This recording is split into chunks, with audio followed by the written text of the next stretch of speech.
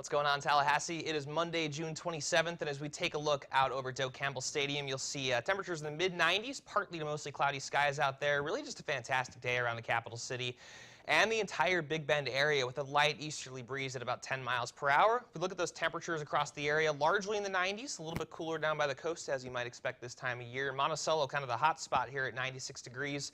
But sunshine really throughout the entire area. The rest of the state can't necessarily say the same thing. A little bit of east to west movement on these thunderstorms moving across the Florida Peninsula right now.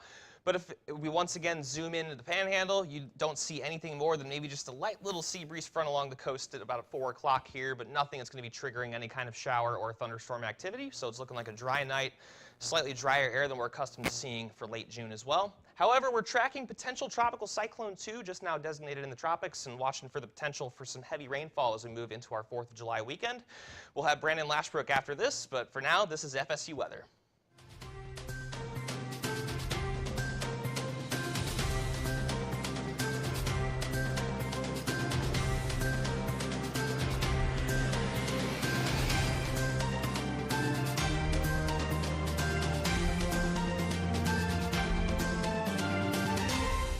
Thanks, Jake, and welcome back in. Here's Doak Campbell Stadium, nice and sunny with a few clouds in the sky. Current temperature of 94 degrees with an east wind of 10 miles an hour. And we see from today, starting at 8 a.m. or hour by hour, temperature starting in the mid-70s, rose up quite quickly up into the upper 90s and stayed pretty constant since about 2 p.m. in the lower 90s up into 94 right now. And today our high temperature was at 94 degrees and our low is 71, so definitely we're around average for the low, but above average for the high, and thank goodness we're not near that record this time of year. Radar right now is not showing too much in the way of storms and showers and rain. A little bit of lightning and storms down there by Cross City as a result from that sea breeze convection just a little bit. And as we zoom out toward the Florida state, we see sea breeze kicking in from the Atlantic with a lot of thunderstorms and showers and lightning as it works its way over toward the western coast. Temperatures across the region are in the mid-90s, around 96 in Monticello, 93 in Tallahassee, and a little bit cooler by the coast of 90 in St. Mark's. And our dew points across the area were a little bit more drier than we have been the past couple of weeks, or past couple of days, excuse me. 59 in Tallahassee, 66 over in Quincy, and 68 over in Crawfordville. Hoping to keep that moisture down, which also helping to keep those storms at bay for our area. Heat indices are looking to be around the same as our temperature a little bit, 99 in Monticello and 93 over in Tallahassee, and a little bit more higher up in 96 over up there in Bainbridge. And for the overnight hours, temperatures will drop down into the mid-70s from most of the region, 73 up in Quincy, a little bit higher, 79 by the coast in Carabel and Apalachicola, and around mid-70s as you go a little more inland. And for tomorrow morning, if you'd like to go take your dog for a walk, again, do that early. Temperatures won't be rising up as bad as it happened in the past couple of weeks into the high 90s, 86 by 11 a.m., and starting out at 7 a.m. is 74. So a good time to go walk your dog, not expecting any precipitation in the morning. As you go to the next 24 hours, storms that are in the area right now will die off in the overnight hours. And tomorrow, we'll kick back in with some sea breeze convection that comes in from the Gulf of Mexico. And for tomorrow's highs, we're seeing the highs going to be around the same as they were today, around 90 degrees on most of the area, mid-90s across the area, 90 Tallahassee, 92 over there in Thomasville, and a little bit cooler, 87 down there in Carabel. And if we look for the next 7 days, temperatures will be around the low 90s, high 80s across most of the week, helping to keep suppressed from that rainfall. We're expecting a lot of rain come Tuesday, Wednesday, up into most of the week, really, 60% chance of rain throughout much of the week. Now go ahead and stay with you for the southeast. And here in the southeast cameras, Atlanta, Georgia, it's just rain right now for y'all over there. 84 degrees, helping to keep that temperature down a little bit. Nice, bright and sunny over in Miami, 87 degrees. Clemson, around the same, 84 degrees. And Charlotte, North Carolina, some cloudy conditions there, possible rain in the distance at 85 degrees. And throughout the southeast, temperatures are in the mid-90 degree area. 93 Tallahassee, like I said, 90 over there in Tampa, and a little bit cooler as you go toward the north, 86 and Little Rock. As you can even see places where we have that orange kind of coloring where that rain has been to help cool the atmosphere a little bit. And again, you can see that on the dew points as well. Nice dark green is all that higher moisture content where those rain showers have been. And behind that, where we have that front, it's a little bit less moist in the atmosphere. So dew points are a little bit lower, 55 in Memphis, 51 up there in Nashville. And definitely a little bit more moist as you go toward the south, 73 down there in Tampa. And that also helps to aid in the heat index. So as we go across the region, we see lower heat indices where that rain has been, like I said, 71 over there in Atlanta, but 101 right there in Tampa where we have the high moisture and high temperatures for the area. And not too bad as you go a little more toward the north, 84 up there in Memphis. And we can see on the wind speeds where that front is located. So it's going to be right in the north where we have those winds coming out from the north. And they're a little bit breezy, 16 in Tupelo, 10 in Little Rock, and 12 in Montgomery. And the right where you see where that wind shift is where we have that front pushing in, helping to aid those storms and that convection. And here is, you can really see that on the water vapor. Here's that front right here, right now located over Alabama and Georgia, heading up toward the northeast as you go a little higher up.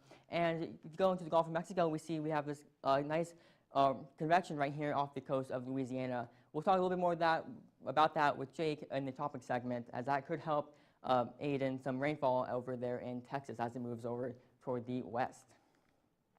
And you see for the next 3 days, where that rainfall is going to be at, it's going to be most of the southeast. We're expecting rainfall throughout the storms and showers and storms throughout most of the region for the next 3 days, and a little bit of a higher concentration of that rainfall in Texas as that system from the Gulf of Mexico moves its way. And here's that future radar. We see the storms are going to push down toward the south tonight and push over to the Atlantic. And again, sea breeze convection will kick off again into Florida. And we can see that we have a little bit of a spin over there too as those storms make its way toward Texas. And for tomorrow, temperatures will be right back into the lower 90s.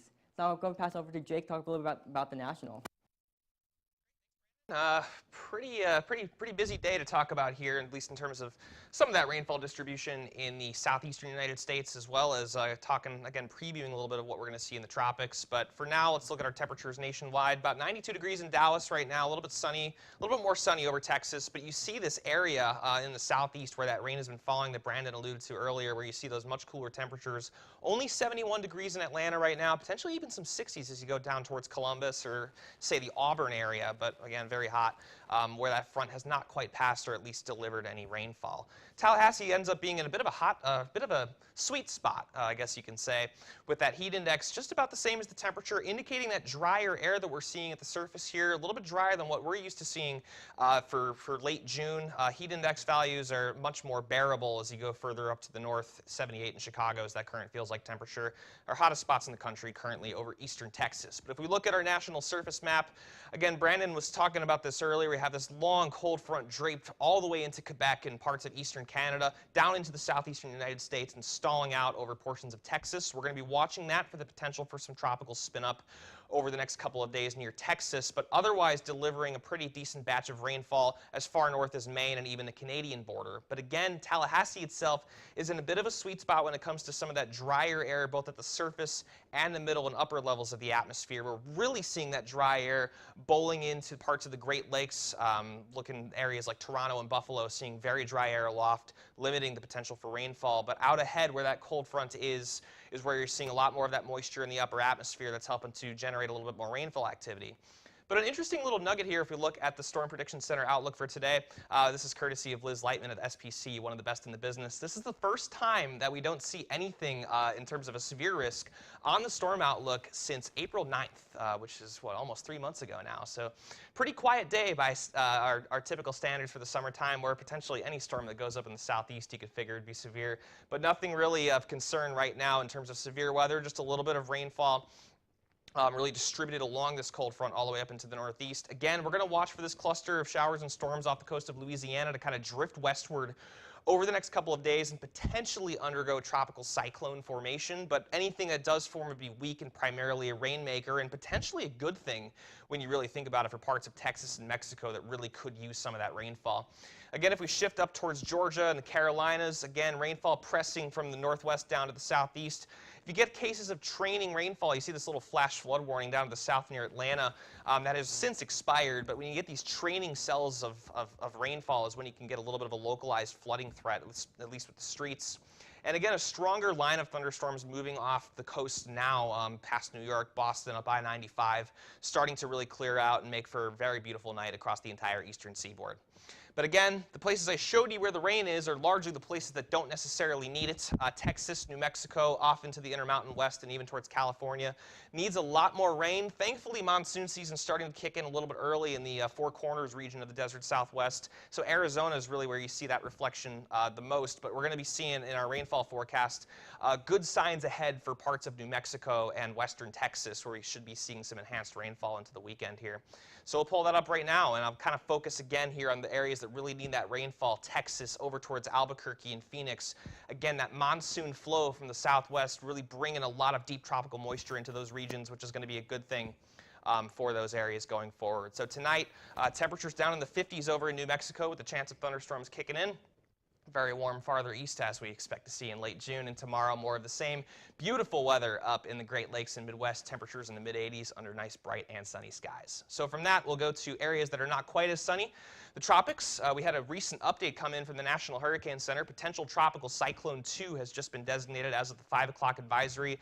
We'll go ahead and start with our cluster of storms off the coast of Louisiana here. A 5-day development chance of 20% by the National Hurricane Center. And again, this is expected to drift a little bit westward over the next few days towards the Texas-Mexico border and will primarily be a rainmaker regardless of development. Should not see anything too strong forming there, which is again a good thing for those areas. Now if we look in our cluster of tropical waves here along the so-called intertropical convergence zone, basically a long band of thunderstorms along the equator and just north of it. This is PTC number 2 here, marked by this X, and that's going to be drifting over to the west and could clip parts of northern South America over the next couple of days. Not expecting that to be a problem for the United States, as that should be steered very straight to the westward, but we're going to watch that other way with a 20% development chance over the next few days to see if that lifts a little bit northward and can perhaps develop to the same degree of PTC2. If we look at our sea surface temperatures, it is late June. It's only going to be warming up a little bit further as we go into the season, but a wide area of water that is warm enough to support hurricane formation. But of course, a lot of other ingredients are going to be at play, and this is kind of a case-by-case sort of scenario here. So a pretty favorable environment ahead for PTC2, assuming it can kind of get into the Gulf of Honduras over here and not be interfered with too much by land masses. If we look at our water vapor, you can kind of see that in terms of these so-called sacrificial waves that basically moisten the environment behind them, leaving a more favorable atmosphere for PTC2 to go into and a little bit more moisture to kind of work with as it tries to develop and spin up that circulation. But again, if we look at this more close-to-home disturbance here associated with that stalled cold front, we should be seeing a little bit of enhancement of rainfall over the next 2 to 3 days, especially in parts of southeastern Texas where they could really use that rainfall. The next name on our list is Bonnie. Maybe we get even a quick Colin or a Danielle out of it. We'll see, but the impacts to the United States are expected to be minimal at most. But we'll go ahead and finish things up with Brandon with our final local forecast. Yes, and tropics are definitely heating up as we head into July, and then, of course, August and September, where we have the most tropical activity. But back closer to home, here is, again, Doak Campbell Stadium with nice, somewhat cloudy skies, only a few in the sky, and that nice sunshine as we head towards sunset. Radar not showing much across the region, except a few showers and storms near Cross City and a little bit toward the west, and maybe a few pop-up showers, not too much, as you go toward Panama City. And as you go in the next 24 hours, those storms that are in the air will die out in the overnight hours and will pop up again tomorrow with some sea breeze convection that will move a little bit more toward the north around I-10 area. And we could have potential for localized heavy rainfall with maybe some possibility of localized flooding. So we make sure to watch out for that. As we go into the overnight hours, temperatures will dip down into the mid-70s, upper 70s across most of the area. And for tonight here in Tallahassee, we're going to have to get out on the town. 73 is tonight is going to be our low. Partly cloudy skies with a south-southwest wind of 5 miles an hour. As we go to the next 7 days, rainfall is going to be the main story as we go the next 7 days. I mean, 60% chance of rain throughout much of the week. Temperatures will be in the upper 80s, lower 90s, and our lows will be in the mid to lower 70s throughout the week. If you like us, you can go ahead and follow us on twitter.com/FSU weather, as well as facebook.com/FSU weather. And I hope right now you're watching us on YouTube. You can do that right now on youtube.com/FSU weather. And go ahead and give us a like over there on Instagram at FSU weather. And here's again one last look at your 7-day forecast for the rest of the week. Rain chances will be increased throughout the end of this week and into next week, and our temperatures will be a lot milder as they have been the past couple of weeks, with our highs only getting to the upper 80s and lower 90s. I'm meteorologist Brandon Lashberg. Have a great and safe evening.